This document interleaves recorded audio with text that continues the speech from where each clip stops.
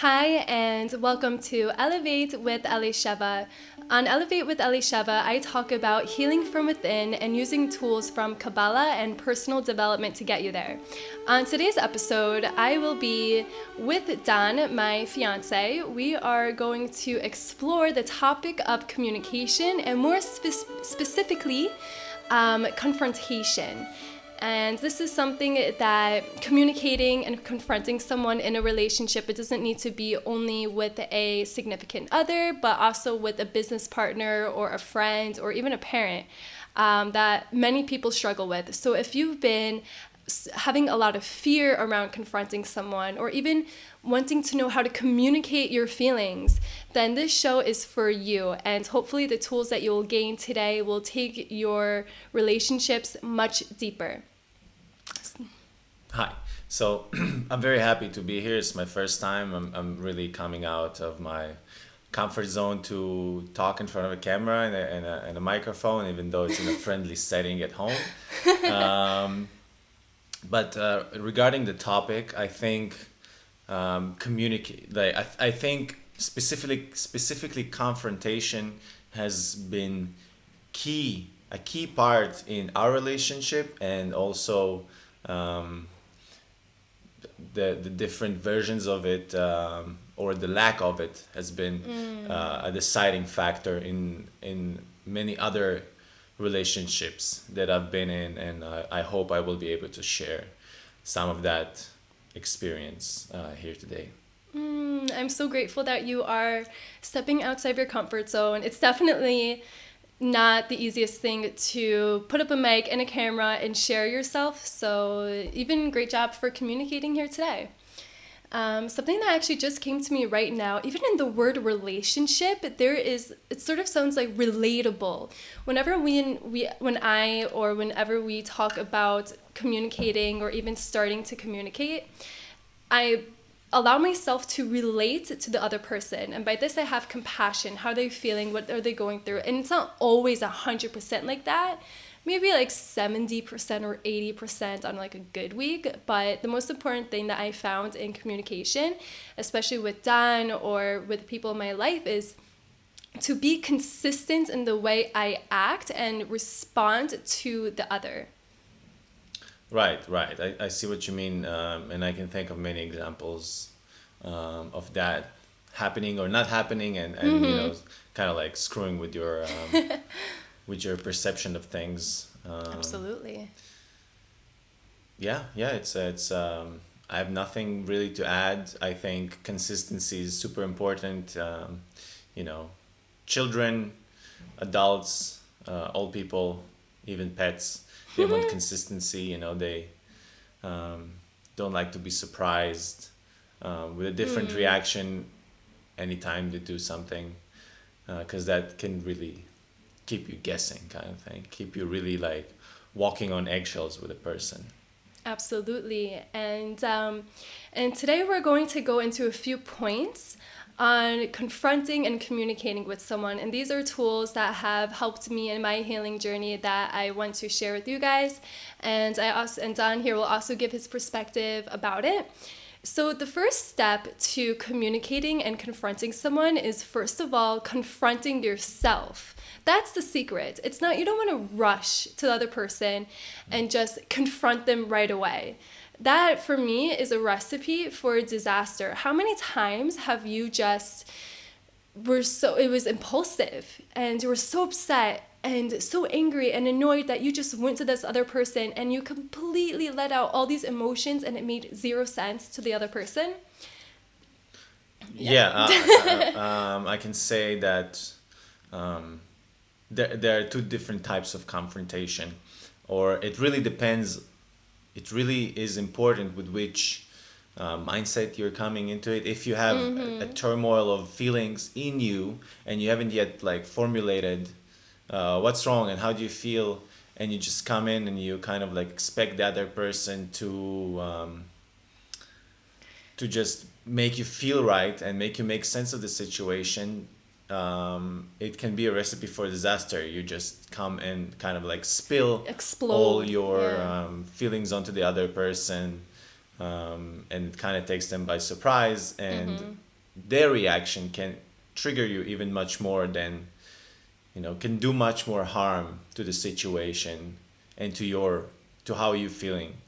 So yeah, it definitely all begins with you. First of all, you gotta um, really make sense of the situation, really understand what went wrong, what you did wrong, um, and Why do you feel what that? do you wanna fix, basically.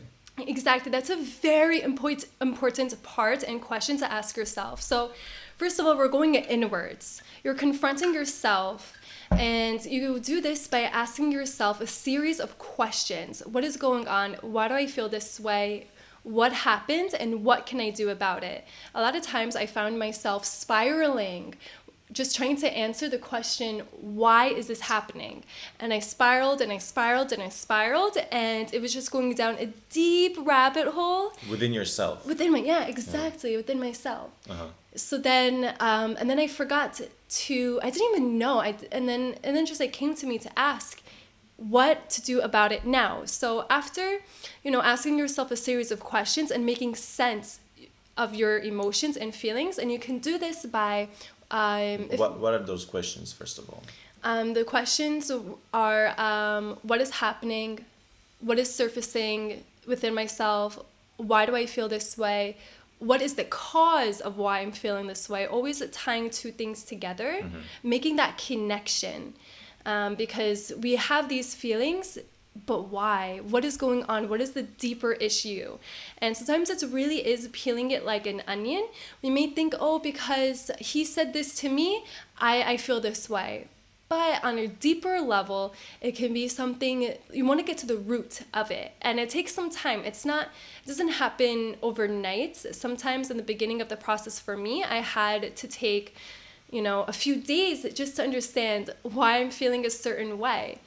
And so you get this sense of clarity. And if you don't know how to put your feelings or emotions into words, then I highly recommend that you check out the Wheel of Emotions and sort of go through this whole process and Google that and name your emotions. It all starts with naming your emotions and understanding them and labeling them. And then once when you got this clarity within yourself, then take that next step and ask yourself, what can I do about it? Do I want to confront this person, or is this something that I can resolve on my own? Yeah, I have 2 points. First of all, the wheel of emotions is pretty remarkable.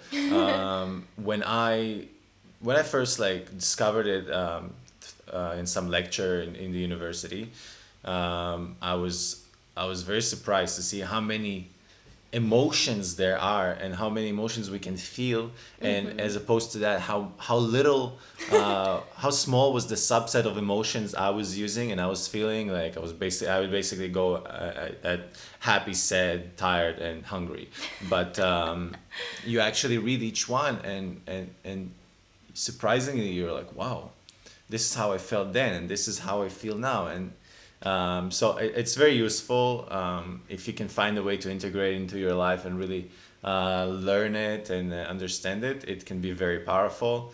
And the second thing, I think, when you're talking about getting clarity and kind of like even taking a few days to understand what do you feel and making sense of the situation, I feel like also make sure not to take too long, number one, and also not to overthink things. Like I sometimes, I'm taking, like an example from my world, the world of boxing. I see people just overthinking what they're doing without understanding, the technique, for example. So they only have their point of view and their narrative.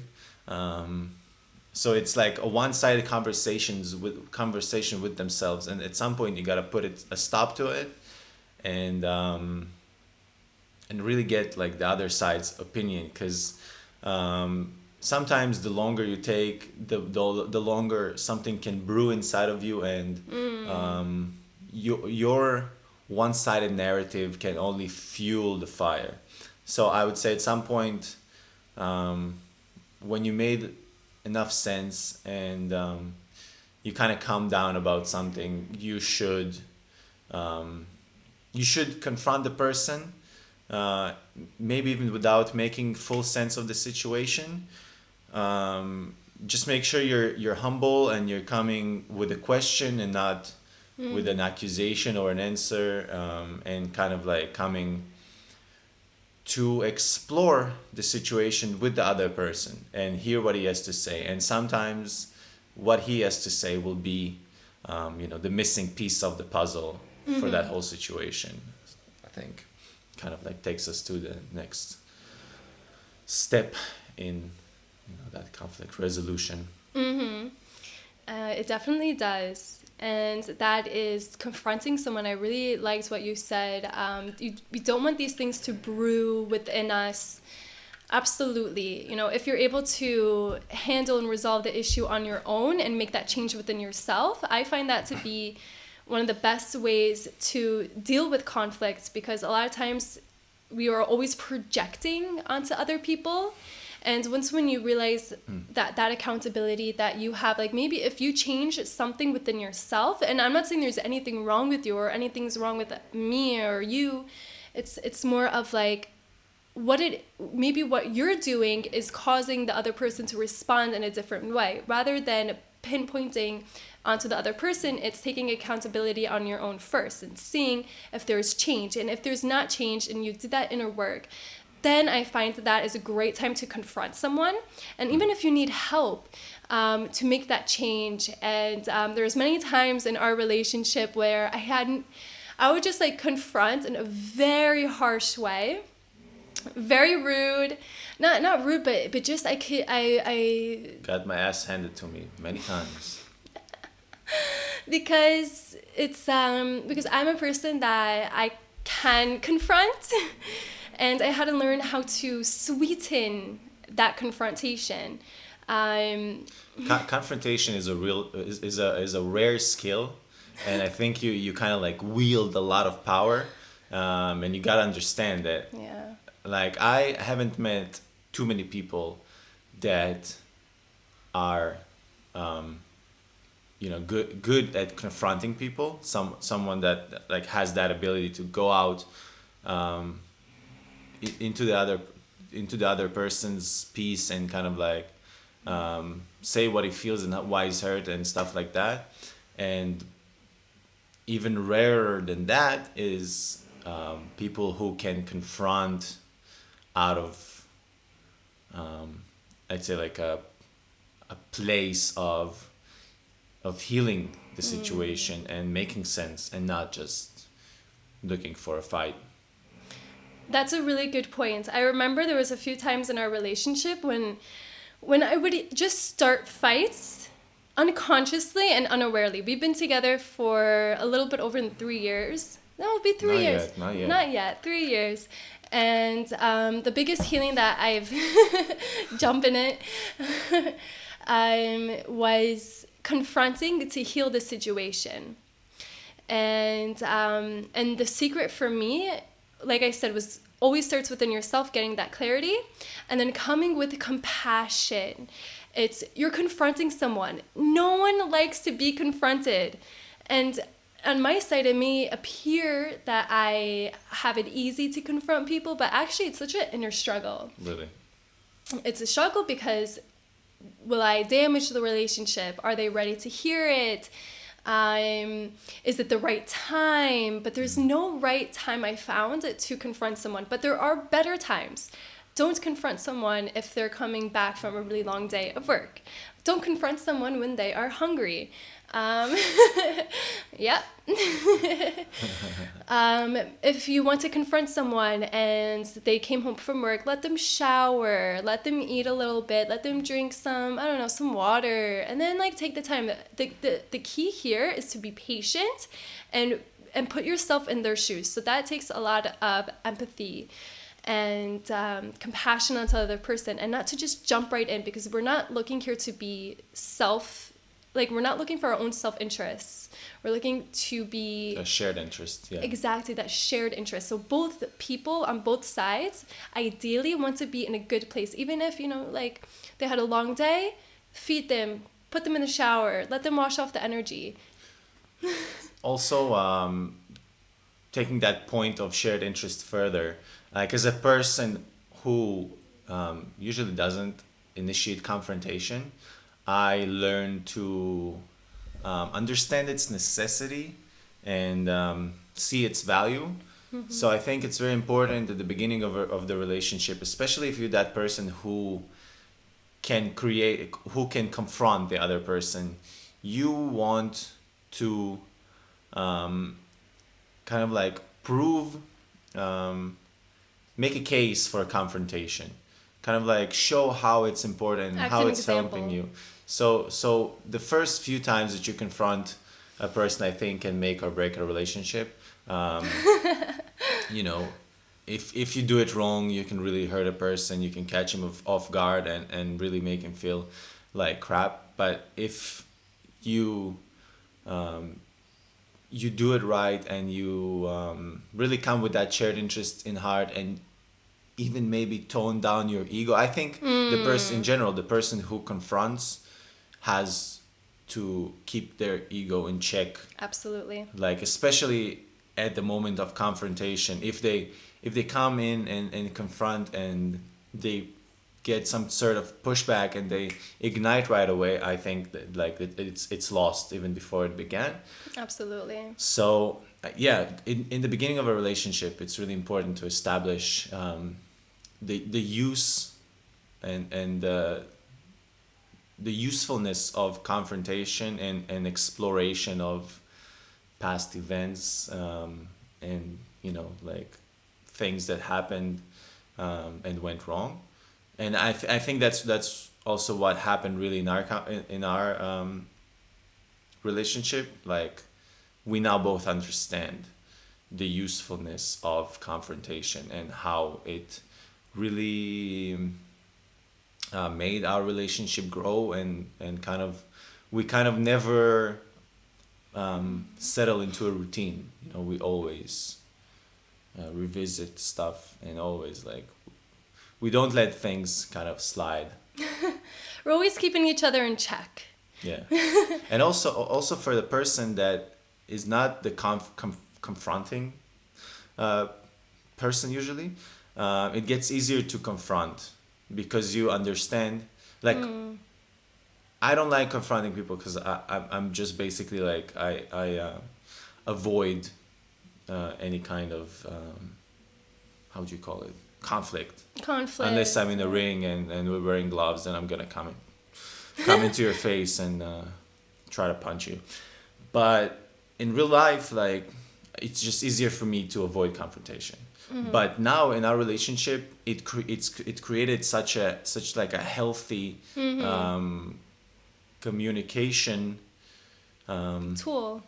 such a like a healthy situation where even I can come in and confront Sheva about something, and I know most likely she'll make me feel heard and understood, and it won't create like a bigger fight, which is basically something you're trying to avoid and learn from. So Absolutely. And that brings me into the third point, and that is being open to listen. And this is for both parties. It's not just one side who is receiving and it's about that energy is circulating between two people and giving space to be heard. Exactly. It takes time and practice over and over and over again to pause and let the other person speak and then reflect to the other person. And you can always ask questions. I think asking questions is the best way. underrated tool. Yeah, it's an underrated tool to really making sure that number one, that you're heard and also understood. Because sometimes people say, yeah, I understand you. But if you really feel like you're not being understood, ask them. I think asking questions is kind of like the softest and the most powerful approach because you're making that person feel safe, depends on how you ask the question. It's Absolutely. like, why didn't you wash the dishes? That's not a good question. But really asking about his point of view is the right approach. So just to summarize only, I would want to like the last 2 points. The first point, the second point is first of all get clarity, and the second one is come with compassion and really tone down your ego and understand the situation. You're kind of like diffusing a bomb, okay? Wrong wire, and it can all blow up in your face. So yeah, you gotta come with compassion, come really gentle, and the third point that we're now talking about is actually coming to listen to the other person. Yeah, and that really takes removing the ego from the equation. And what has been so helpful for me was learning this from Kabbalah is seeing past that hurt person, seeing past the pain and talking to their soul. If you're a really good listener, it's not knowing how to be just a good talker or coming with good intentions. It's also listening beyond the pain. And once we're able to do that, then a lot of times, like even if that person is fired up and they're being really impulsive, set your boundary. Either you can walk away, understand that's not a good time right now, but reminding yourself that you're talking to their soul and you're being more firm, especially if the other person is more fired up in that situation. So you're saying being more firm when they're more fired up? Putting that boundary, because you're not coming to be walked on. True. Yeah. You're not coming to be walked on. You're coming to say, hey, we're about to talk, like we want to talk about something. It's not you saying, I want to talk to you. It's let's talk with each other. Yeah, like the other party may not be ready to even talk. Like it's kind of like when you're coming to talk, it's like a zero-sum game. If I'm coming with like extra emotion, then you gotta come with under emotion. But if sometimes like, you know, that difference can be so high that I'm just so pissed at you that no matter how compassionate and how relaxed and open you may come, like it just may not be the right time. Yeah, you can't go lower than zero kind of thing. I can always get angrier to the point of, you know, like exploding and everything, and you can't go lower than zero in terms of like how you respond to the situation. Yeah. Because you're how relaxed you are, I guess. Yeah, how relaxed you are. You're becoming more firm. And if it's not working out and the other person is not reciprocating that energy, then I just say, okay, not now. And if it happens again and again, then I'm not saying that it happens currently, but there's times where you just got to let it go. Maybe that person is not opened enough to hear a way that they can improve the relationship together. The whole point of confronting and communicating, the whole point of this episode is learning how to do this act together, because it takes two people to do this. And this is something that will resolve deeper issues in your relationships. It will take you further. I'm wondering though, what can you do if a person just, you know, is stuck on something so much that, you know, you approach him once, twice, 3 times, and they're still not able to talk? Like, can you do something, or is it like over? Well, what do you think? So, you know, thankfully in our relationship, I haven't, like something like that haven't happened. And, you know, like I think being 3 years together is a testament to it. You know, if we survived so far, probably nothing. Survived and thrived. Yeah. Nothing stopped us in our tracks yet. You know, people, 30 years relationship can look at us and tell us like, what is 3 years? But in other relationships, like in professional relationships, I had that thing. And this is what, like, communication and bad communication is one of the reasons why I left like the startup I was at. Because not only that we couldn't resolve our issues, but anytime we spoke again, there were new issues. So this maybe goes to show that both parties didn't confront each other enough, and were having too much internal conversations and maybe external conversations with other parties that were proving them wrong, or Proving them right. not proving them wrong or right, but kind of like fueling their own perspective, narrative. Yeah, so basically driving a bigger and bigger wedge between the two parties. That's a really good point. Just to go on that before we finish, is keep your business between yourselves. Like, if you have a trusted person, great. But the most important thing is that if you're in a conflict with someone, it's between you guys, and getting like external narratives that are negative or toxic, then that's only going to fuel it with just more toxicity. I think that's also like a point can be made in both directions. I think you gotta beware of kind of like advice and people that are first of all biased towards you. Absolutely. And don't have best interests at heart. Like, if you have a conflict with someone, and first of all, if you don't have the best interests in heart, which is healing the relationship, and you go out and probably what you're looking for is reasons to escalate and not de-escalate. Exactly. So, I mean, if that's the case, it also says something, like if this is what you're looking for, then it's time to, like, the communication is to end it, yeah, like, don't want to drag it on anymore. yeah, don't because it's also like a painful thing and will have effects in the long run. Absolutely. Yeah. So to sum everything up, it's important to have that proper intention as to why you're doing it, and the listening part really comes from both parties being open-minded and removing the judgment from the situation, not judging yourself, not judging the other, but most importantly is showing it takes a lot of effort to just be accepting of the other person, of what they have to say. But again, that all starts from within. It all goes back into how much you're accepting yourself, your feelings, and the willingness that you have to hear the other person in the process. Yeah, so I would want to just, again, just talk about how important is that good intention, the correct intention.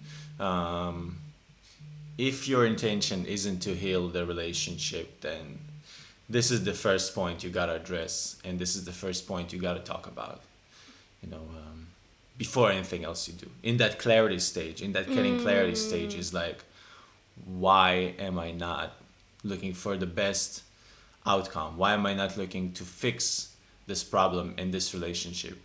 And then try anything. Continue with the process, so to speak. Wow, this has been an amazing episode, and I want to give special thanks to Dan for coming and joining today and sharing, coming out of your comfort zone. Oh yeah. Looking forward to more episodes with you. And if you guys learned anything there is a second date. Yes. So if you guys learned anything from this episode, I really encourage you guys to reach out to either one of us on our Instagram and tell us that maybe something that you learned. You can find me on Instagram at elisheva.lavi, and you can find Dan at Dan_boxing. I got the best handle on Instagram. Yeah, so just boxing. I mainly do boxing. And mainly. I also communicate from time to time. Mostly with my hands. And so yeah, thank you so much for joining Elevate with Elisheva. You can watch this episode either live on YouTube or listen here on the podcast. So until next time, see you next week. Bye.